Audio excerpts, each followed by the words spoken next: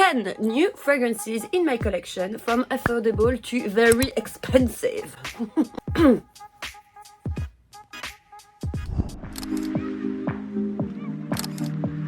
We're gonna talk about designer, we're gonna talk about need. If you want to support my channel, don't forget to subscribe, hit the little like button and the little bell so you know when I'm posting, because at the moment it's a bit whenever my mood is okay. First fragrance, I don't have it with me. Amazing. I wanted to talk about the new Terre d'Hermès Eau de Givrée because everyone is talking about that, so I want to talk about it too.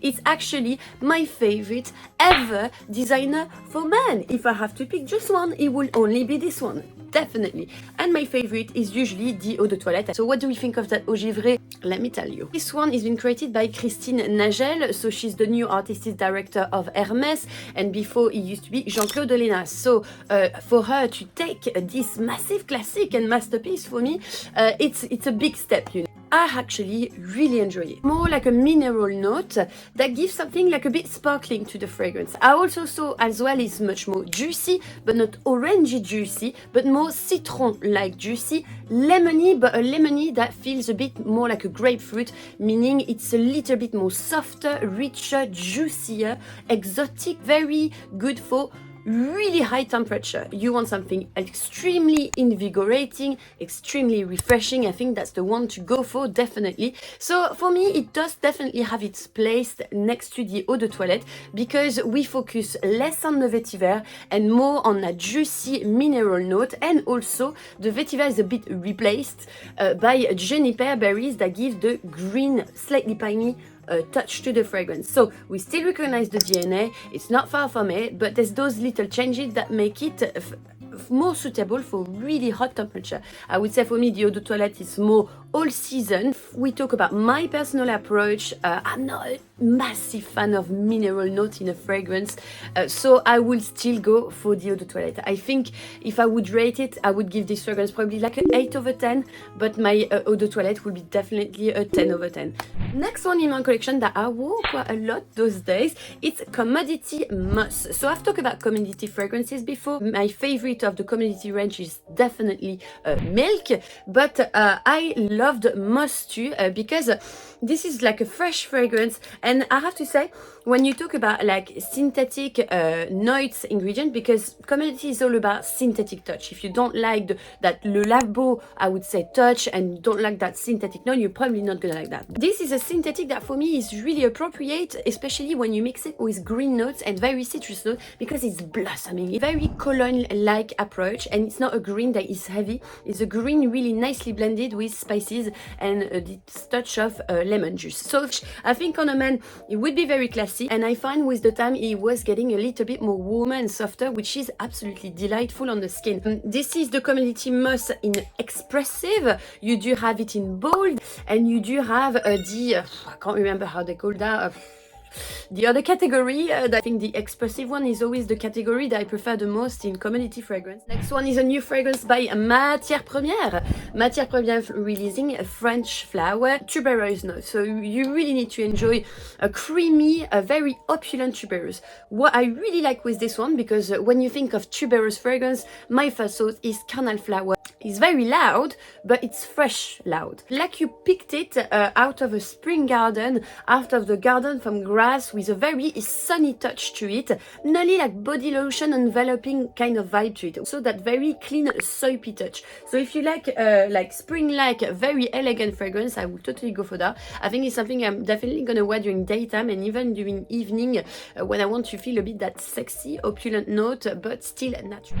My next one is L'Orchestre Parfum. This is Vetiver Overdrive. Again, a vetiver fragrance. Oh my god. I feel the vibe is like going back to like very natural fragrance or green note and stuff like that, which I do enjoy. What I love about this one is this slightly barbershop touch in there. So you've got an aromatic touch to the vetiver. So very different to a Terre d'Hermès. We're not in the citrusy, we're more into melancholic, serious, sexy, rock and roll vibe. Actually quite match, I think, my type of outfit today. This blues, rock and roll, jean type of touch, but black, bewitching, something like that. They've been sending that to me in the best PR packaging, because it was like a big mallet that I took probably 8 hours to open, and I'm actually not joking. I didn't have the code, and because I'm very stupid, I couldn't open it. I can't open it anymore. Oh no, nightmare. And I've got my nails, so I'm not gonna open it. It's fine. They made a collaboration with Brasserie Mira beer bottle, and it's called Vetiver Overdrive. So basically inspired by the fragrance. So yes, of course, it's empty because I've drank it. You know, what do you expect? You think I'm gonna leave that in the fridge? Nope. Anyway, it was delicious. It was an experience that I'm not going to forget. And of course, with l'Orchestre Parfum, you even have the music to go with it, which is a touch of guitar. And it's amazing. Du bois, and it's Oud Violet Intense. So I love the Oud collection. Extremely luxurious. It's a fragrance like if you want to smell sophisticated and smell like wealth from very far away, this is what you should go for. Je me saoule moi-même. Velvety, very, very creamy. It's nearly like you touching something extremely smooth. Flowers that are violet-like, you know, like you can smell how fluffy it is, like a slightly makeup vibe as well. I feel it's, I'm gonna say something extremely bad right now, but not slutty. A very classy but extremely sexy woman, if you see what I mean. It's a bit like, oh, I'm gonna, you know.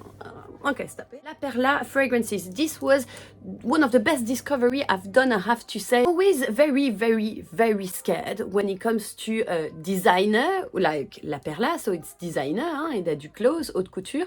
Designer creating fragrance private line, extremely expensive, because this is shit expensive, guys. Smelled the whole collection, and I have to say each one of them, I love them so much. If you have the time, the place to actually test that, you do also have a set of samples in their website. Please try, because honestly, I was very surprised. I'm sure it's going to be super underrated and nobody is going to never see that collection. It's going to be so under the radar. So think about me if you try it, because you won't be disappointed. The fragrances made me think slightly of Chanel classiness with a bit of Tom Ford vibe, and the quality of ingredient was superb. The fragrances are the cutest thing I've ever seen. The ingredients seems to be stunning. Honestly, I smelled a lot of fragrance in my life, and this is great. I have to say I've got a big crush on Invisible Touch. So you want to sing Phil Collins every time I say I'm sorry, I'm boiling, guys. Not very classy, but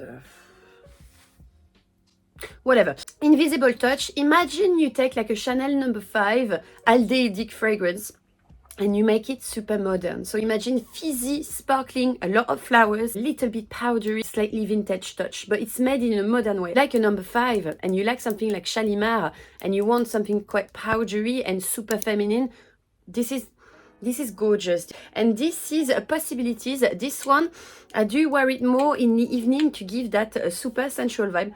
It's a rose fragrance, a rose to the level of sexiness you never smelled it before. Makes me think of a fragrance like Narciso Rodriguez. If you do enjoy those type of fragrance like Narciso stuff, but you want a luxurious vibe, that style, oh, this is killing it. La Papaye to the fairest. This is a London brand, so I've talked about it in my recent vlog because I bring this one to holiday. I keep wearing it, guys, so I want to talk about it. Especially I like to talk about small brand because I want to give visibility to great fragrance that you might not encounter if you were just going shopping. That's maybe why you're watching my videos. Imagine a lot of bouquet of flowers, so that's spring tone, but slightly warmed up with a coconutty vibe. It's like very creamy, very velvety, slightly coconutty. Beautiful. It's called Cecil, like my second name. A lot of people ask, why is it called Clémence Cecil fragrance? Clémence Christine Cecil. MCM, and it's a collaboration with an artist that they created. So I was invited to an event, a bit tipsy, of course. My favorite thing to do. A lot of people have been telling me, oh my god, this packaging, Clémence, this is not great. I actually think it's super cute now. I keep having in my bag, especially when I have a style like this that is a bit more bling bling and not super classy. I have to say, I think there's a vibe. There's a vibe. Like it. The fragrance by itself is super fresh, very unisex, clean, soapy, flowery. I would say a lot soapy to me. It smells a bit like fresh, luxurious shower gel, basically. It's nicely done. Compared to whatever I showed you, of course, it doesn't smell the same amount of quality. You can tell it's synthetic, voilà. But it's pretty good. It's pretty nicely done. So I'm experiencing those days and I'm wearing this more. Not impressed, I have to say, huh? But I appreciate, especially for that packaging, I don't mind. And it's the Jubilee of the Queen, the 70th Jubilee. I went to the horse show in Windsor. How amazing was that? Amazing with Floris. So they're very nice with me. I appreciate, especially because it's my favorite, one of my favorite brands. I've seen a comment of someone. Do you think it's normal that Clemence is an ambassador from Floris?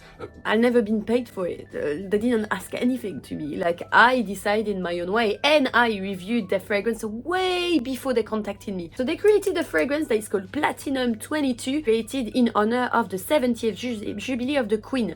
So for me, it smells like a silk carré, you know, like a silk scarf, like a silky smooth. So imagine iris flower, quite powdery, violetty, and then dry down to something a little bit more ambery and warm, but all in a delicacy. Whenever you smell this, for me, this smells extremely royal. I will totally picture the Queen wearing something like that.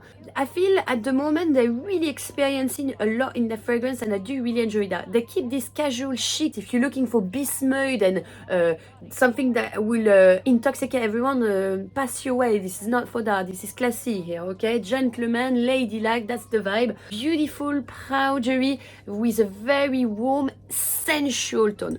I've got many other fragrances I want to show you, to be honest. I'm a bit late in a lot of posts, as you can see. Just a little update from now. You've seen in my vlog, I've been through, some emotional drama in my life those weeks. I'm not gonna lie, it's been a year. I'm fighting against health problem, and I had some news regarding my condition, which I will share with you, I would say, I think, in a vlog soon, because I want to. I need to allocate myself a lot of time. Technically, I've got a fit note until the end of July, so it's been a few months now. I'm normally not allowed to work, which I'm still doing it sometimes because obviously I'm a rebel, so voila. And I do video just when I can and when I want to. That's my go-to now. My priority is me, my happiness. I wish everyone could do the same. Think about you first. Voilà, life is too short. Have a lovely day and I will see you very soon. Bye now. Viens, je t'emmène dans mon paradis bleu.